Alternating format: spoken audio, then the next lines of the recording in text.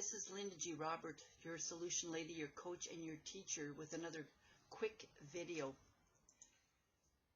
I'm a bit tired.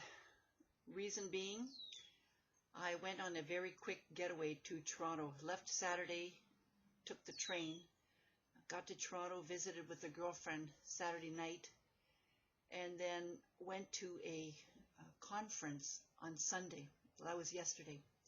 And this was a conference for card readers, angel and tarot card readers. It was a master class, and there were 4 very interesting speakers there. Radleigh Valentine, Kyle Gray, Colleen Barron-Reed, and John Holland. Oh God, I hope I have her name right. Anyways,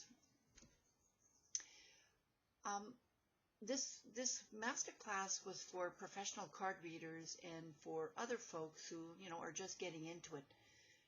I'm not a card reader, but I have to tell you that I purchased cards a few years ago, and I took a couple of courses, and every now and then I get into a spiritual scene where I want to read my cards.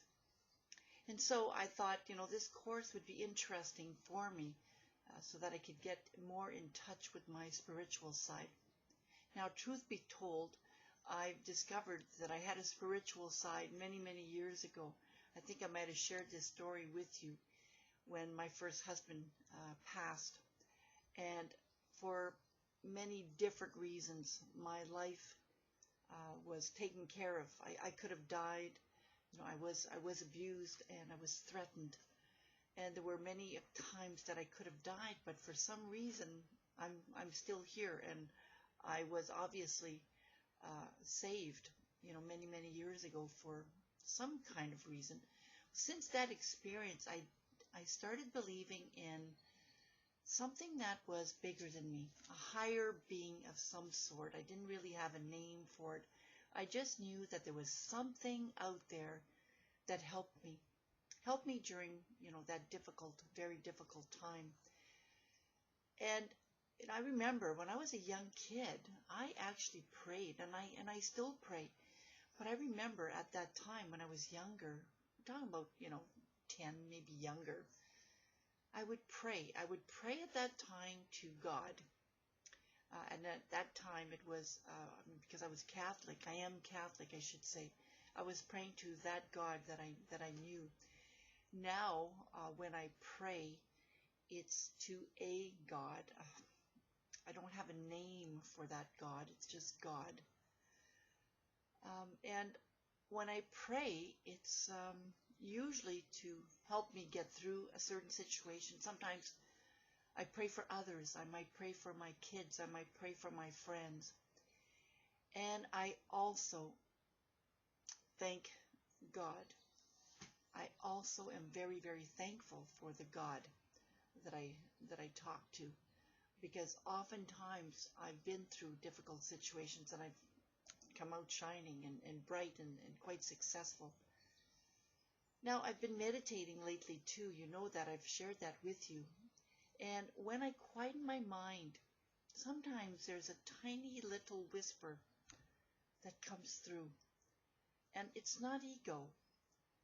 It's not, you got to do this, you got to do that. It's just a gentle whisper that says yes, or do this, or go here. Just a tiny little whisper of a voice that I've been paying attention to in the last few years. And I don't really have a name for that, for that whisper. I want to call it my best friend. I want to call it my guide, my inner wisdom. You could call it many different things, but I believe we all have that. And I believe that we've lost that attention to listening to it, or that ability to listen to it, because of the noise that we've surrounded ourselves with. Whether it's noise in people, whether it's noise in jobs that we don't like, whether it's noise in an environment that we don't like or don't appreciate it. I think we've lost the ability to hear that gentle whisper. And how do we get it back? I really believe it's by quietening our minds, by using an environment that will be peaceful and conducive to our well-being, by surrounding us with helpful people, helpful things, images, and so on. You know, during the conference, they talked about setting a table that you can put your cards on, but that you could put candles on, and maybe incense, and maybe crystals, things that have meaning to you. And when you pray or meditate or go in silence, you breathe in the energies of these objects, symbols of joy, symbols of love, symbols of spirit of some sort. You breathe it in. And they do surround you with a very peaceful and gentle cloth,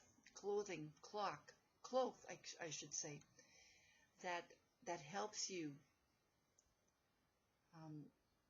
through the next moment. Now this morning when I woke up, I meditated and I pulled up a card, one of the card decks that I purchased when I went to the conference yesterday was this one. Life Loves You.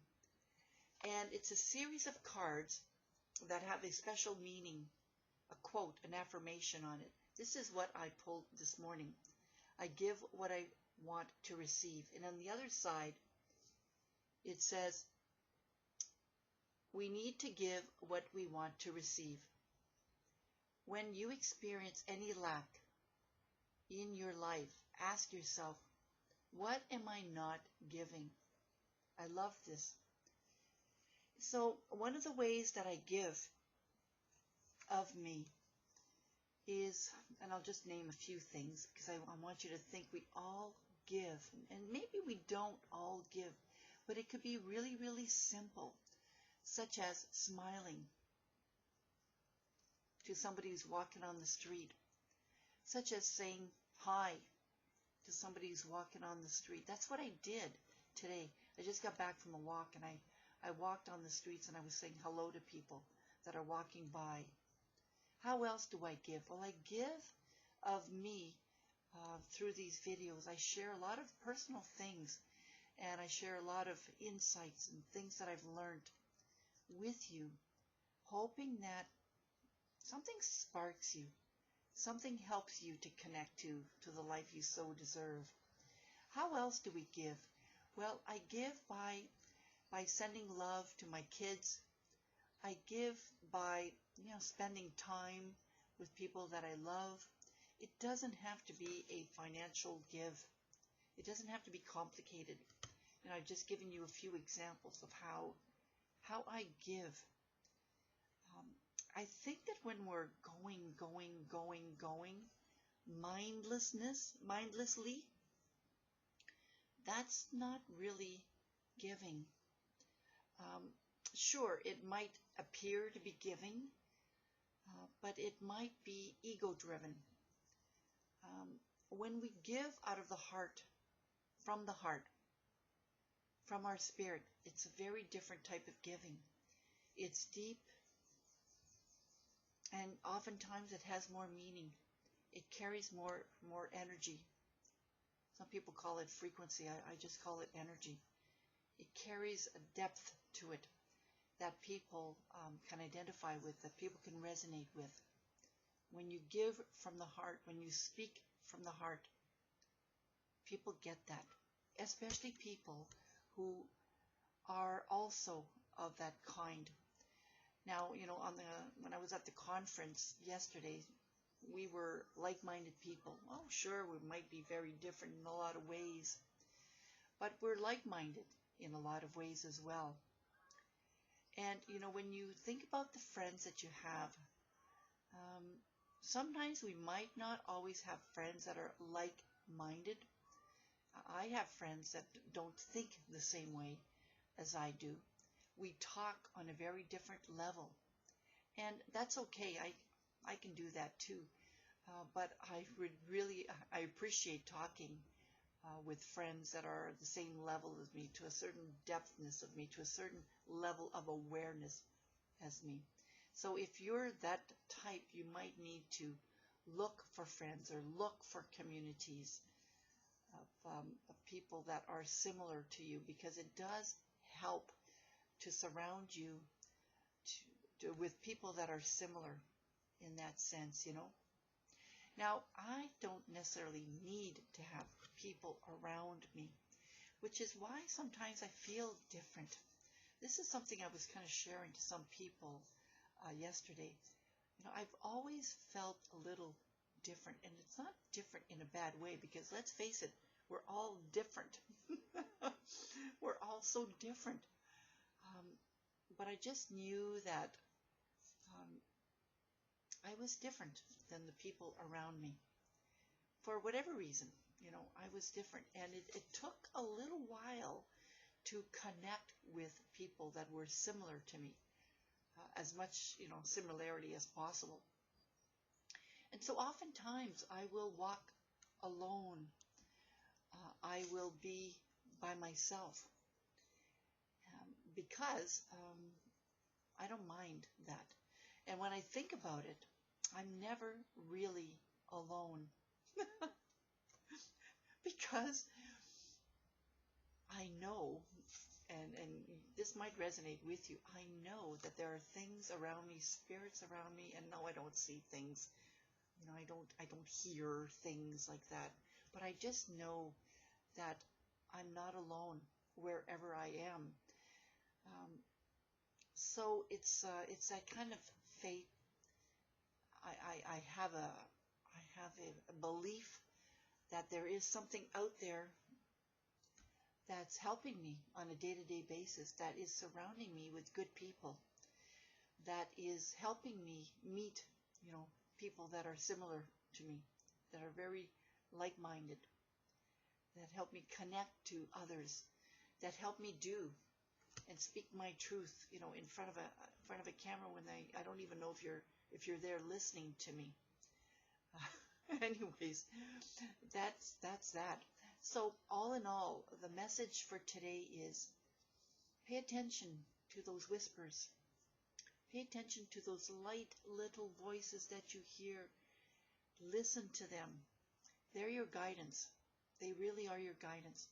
And thank them. Find yourself ways of thanking them. It could be a simple thank you. I really appreciate you being around. It could be that simple. All right. Well, this is Linda G. Robert, your solution lady, your coach, and your teacher, hoping that this video was helpful to you today, helps you connect to the life that you so deserve. Talk to you soon. For more information, go to my website at www.lindagrobert.com, and of course, subscribe to my YouTube channel. Bye-bye now.